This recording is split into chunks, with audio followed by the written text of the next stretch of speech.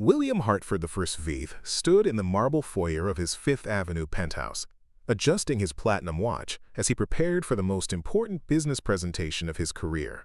At 38, he had inherited Hartford Industries, a global manufacturing empire worth $2.6 billion, and tonight's dinner party would host potential investors from 12 countries who could fund his expansion into emerging markets across Africa and Asia.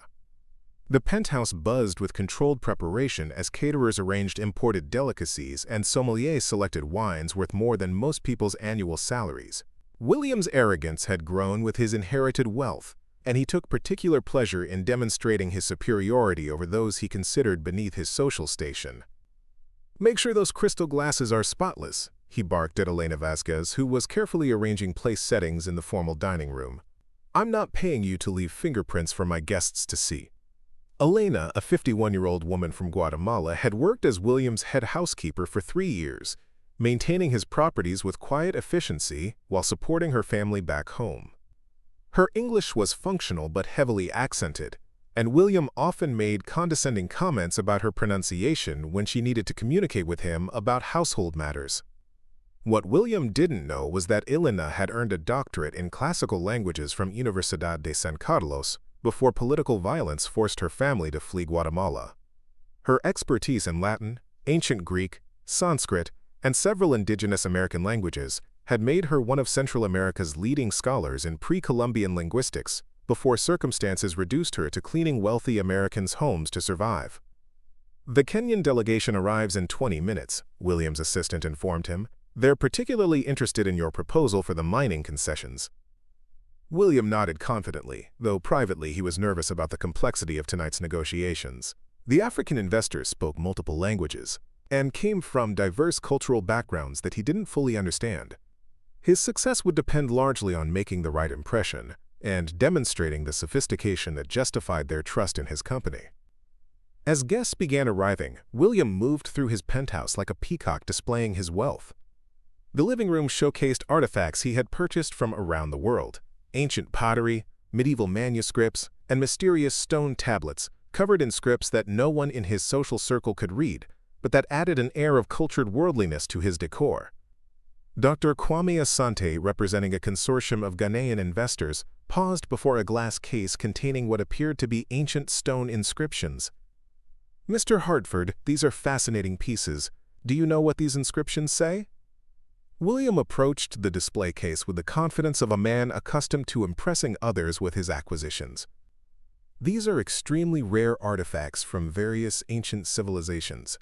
I paid over $300,000 for this collection from a private dealer who assured me of their authenticity and significance." Dr. Asante studied the inscriptions more closely, his expression growing puzzled. "The script appears to be Ge'ez, possibly Ethiopian. Very interesting choice for your collection." William sensed an opportunity to demonstrate his cultural sophistication, though he had no idea what the inscriptions actually said. "Yes, well, I've always been fascinated by ancient languages and their ability to convey the wisdom of lost civilizations." Other guests gathered around the display case, including Dr. Yuki Tanaka from Japan, Professor Ahmed Hassan from Egypt, and Dr. Priya Sharma from India. All successful business people, but also individuals with deep educational backgrounds who were examining William's artifacts with the trained eyes of people familiar with historical scholarship. "Mr. Hartford," Dr. Sharma said diplomatically, "have you had these pieces translated? It would be fascinating to know what messages these ancient scribes were trying to preserve." William felt a moment of panic as he realized he was surrounded by people who might actually be able to evaluate his expensive purchases. He had bought the artifacts purely for their impressive appearance, never bothering to verify their content or authenticity. "Actually," he said with forced casualness, "I've been looking for the right expert to provide proper translations. It's surprisingly difficult to find qualified scholars who can handle such rare and complex scripts." Elena, who had been quietly refilling water glasses nearby, froze as she caught sight of the inscriptions Dr. Asante was examining. Her expertise in ancient languages allowed her to immediately recognize that the Galez script was actually a clumsy forgery, mixing symbols from different alphabets in ways that created meaningless gibberish rather than coherent text. Professor Hassan pointed to another tablet in the collection. This appears to be hieroglyphic, though the style seems unusual. Have you consulted with any Egyptologists about its provenance? William's discomfort was becoming more apparent as his guest's scholarly interest exposed his ignorance about his own expensive acquisitions. Well, authentication is an ongoing process. These pieces came with extensive documentation from the dealer. Dr. Tanaka examined a scroll that William had been told contained ancient Japanese poetry. Mr. Hartford, this script is quite interesting. The characters appear to be a mixture of different writing systems. Most unusual. William realized he was losing control of the conversation as his guests politely but persistently questioned the authenticity and content of artifacts he had purchased purely for their visual impact. In a moment of desperate inspiration, he decided to turn the situation into a demonstration of his own superiority. "You know what?" he announced loudly enough to capture the attention of all 12 guests. "I have a challenge for everyone here. These artifacts represent some of the most complex and rare scripts in human history. I'll bet that not one person in this room, including all of you distinguished scholars, can provide accurate translations of even one of these pieces." The room fell silent as his guests exchanged uncomfortable glances. William was essentially challenging their intelligence and expertise while betting on their failure. "In fact," William continued, emboldened by what he mistook for intimidation, "I'm so confident that these scripts are too complex for modern interpretation that I'll make an offer.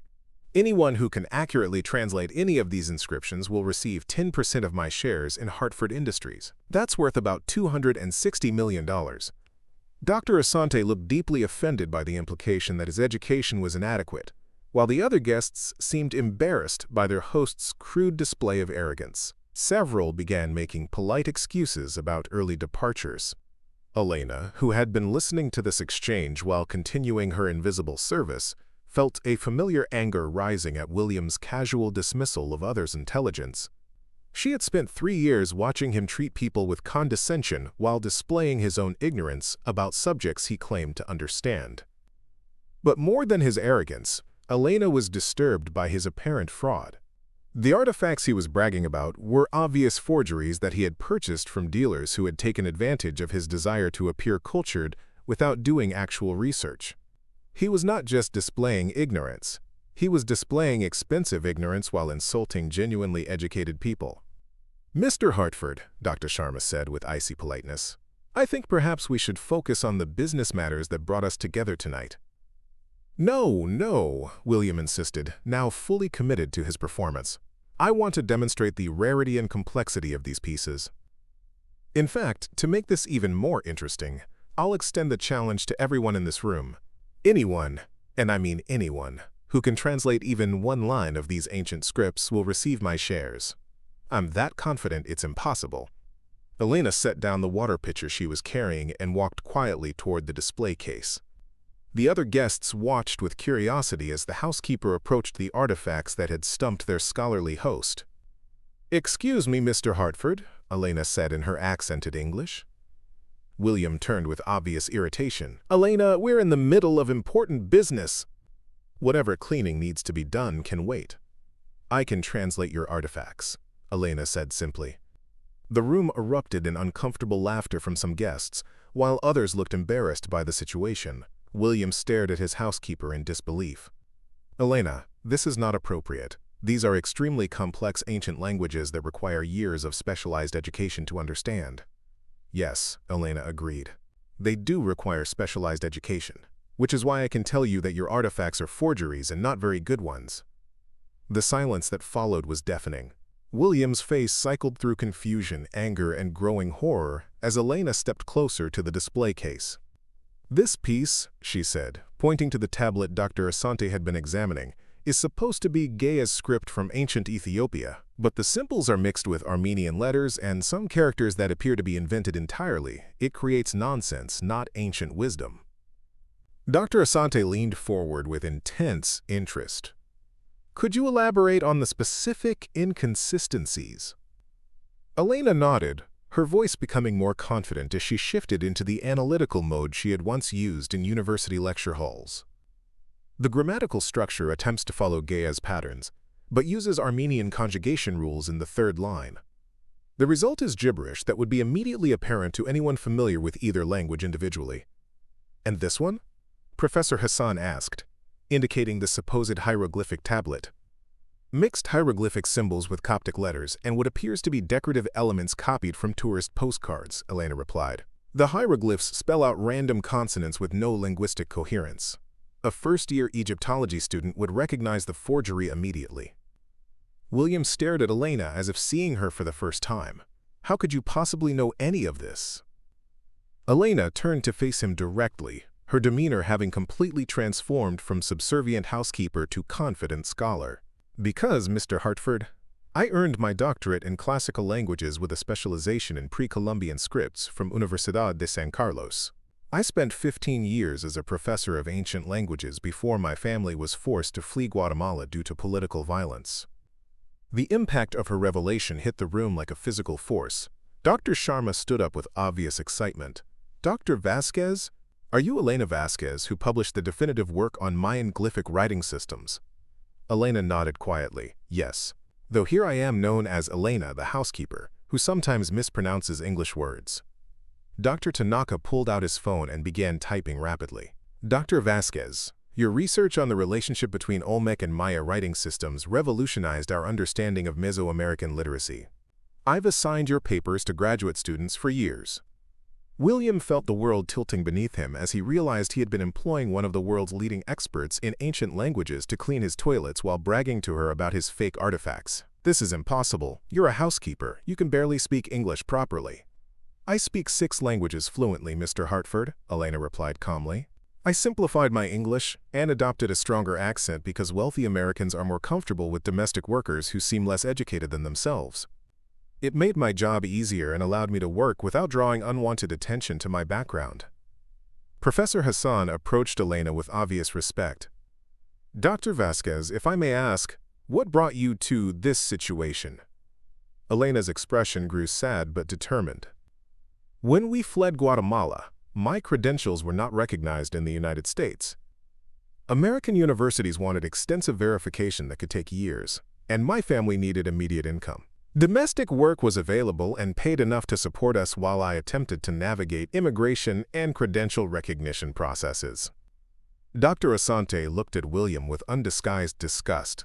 "Mr. Hartford, do you realize that you have been employing one of the most respected scholars in the field of ancient languages as your cleaning lady?" "That's impossible," William stammered. She works for me. She cleans my house." "She also," Dr. Sharma added, reading from her phone, "has published 47 peer-reviewed papers, authored 3 definitive textbooks on Mesoamerican writing systems, and received the International Prize for Archaeological Linguistics in 2018. Elena nodded to acknowledge the recognition, then returned her attention to William's artifact collection. "Mr. Hartford, you challenged anyone in this room to translate your inscriptions. I have explained why they cannot be translated, because they are forgeries designed to fool people who want to appear cultured, without actually studying the cultures they claim to appreciate." William's face had gone completely pale as the implication sank in, but the dealer assured me of their authenticity. "I paid over $300,000 for verified ancient artifacts." "You paid $300,000 for elaborate fakes," Elena corrected. "Which, unfortunately, makes you the victim of fraud rather than the owner of archaeological treasures." Dr. Tanaka stood and moved toward the door. "Mr. Hartford, I think our business meeting should be postponed until you have resolved these authenticity issues with your collection." One by one, William's potential investors began making polite but firm departures, their confidence in his judgment shattered by the revelation that he had been deceived by forgers while employing world-class expertise without recognizing it. As the last guest departed, William stood alone in his penthouse with Elena, staring at the worthless artifacts that had cost him both his money and his reputation. "Elena," he said quietly, "you said you could translate my inscriptions, but if they're all forgeries—" "They are forgeries, Mr. Hartford, but you made a public challenge, and you specified that anyone who could provide translations would receive 10% of your company shares." William looked confused. "But you just said they can't be translated because they're meaningless." Elena smiled for the first time since he had known her. "I said they were forgeries and grammatically meaningless. I didn't say I couldn't tell you exactly what the forgers were attempting to write, what languages they were poorly imitating, and what the inscriptions would say if they had been created correctly. I don't understand. Mr. Hartford, you challenged anyone to translate your artifacts. I have translated them. I have explained their linguistic inconsistencies, identified their source languages, and determined their intended meanings despite their flawed execution. I have provided you with more complete and accurate information about these pieces than any translator could offer, because I understand not just what they say, but why they fail to say it correctly. William stared at her in growing horror as he realized the trap his own arrogance had created. Are you saying that you fulfilled the terms of my challenge? I am saying that I have provided the most complete translation possible of your collection. I have told you what languages the forgers were attempting to imitate, what grammatical errors they made, what the symbols actually mean versus what they were intended to convey, and why the pieces fail as authentic artifacts. Elena pulled a business card from her uniform pocket, not a cleaning service card, but her original academic credentials from the Universidad de San Carlos. Mr. Hartford, I believe you owe me 10% of Hartford Industries. That was your public offer, witnessed by 12 international business leaders. William collapsed into his leather chair as the full scope of his mistake became clear. He had mocked a world-renowned scholar while she cleaned his house, challenged her to demonstrate expertise she possessed in greater measure than anyone else in the room, and offered her a fortune while assuming she was too ignorant to claim it. "This can't be happening," he whispered. "Mr. Hartford," Elena said with quiet dignity, "for 3 years I have cleaned your house while you treated me as invisible. I have listened to you brag about your education, your culture, your superior intelligence. Tonight you discovered that the woman you dismissed as an ignorant immigrant holds more academic credentials than everyone else in your social circle combined."